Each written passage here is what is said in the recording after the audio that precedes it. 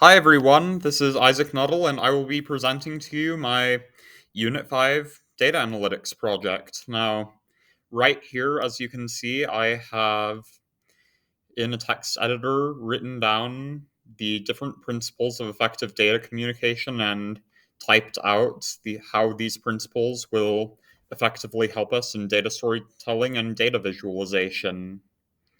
And I've typed this all out right here and also have typed out a brief report of the data, which I'm about to show you a PowerPoint of.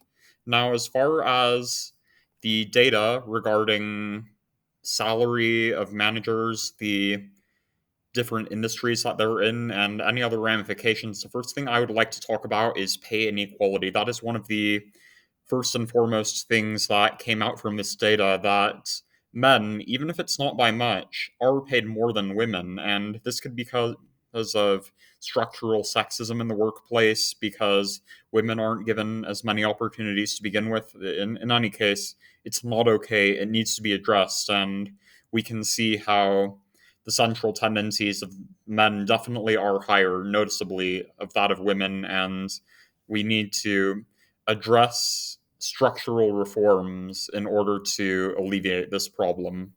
And also, what we see here is that going to college dramatically increases pay opportunities, and it does so in a fairly linear fashion once you have gone to college, but the effect is enormous, like night and day between high school and some college. Like, you are just not able to make really any money without me being able to first go to some college, and also that high school is confined to a very limited age group, as we see right here, but really people of any kind of age can have at least some college, a bachelor's degree or a master's degree. And finally, technology provides the highest salaries. That many of these are roughly similar across technology, finance, business, and healthcare, but technology has the highest salary range and the highest central tendency, proving that this is the most lucrative for an aspiring manager. And finally, I was asked to compile data for inventory, customer, and sales distributions for a supermarket, and I chose a series of 3 box plots to represent these distributions. And for sales, we see that it's pretty centralized with only one outlier on the other side. So that shows that overall performance is pretty much the same, but we see that certain stores have many more customers, that sales seems to lag behind customers, which is to note, but there are more outliers with customers. We see 2 at the top and 1 at the bottom.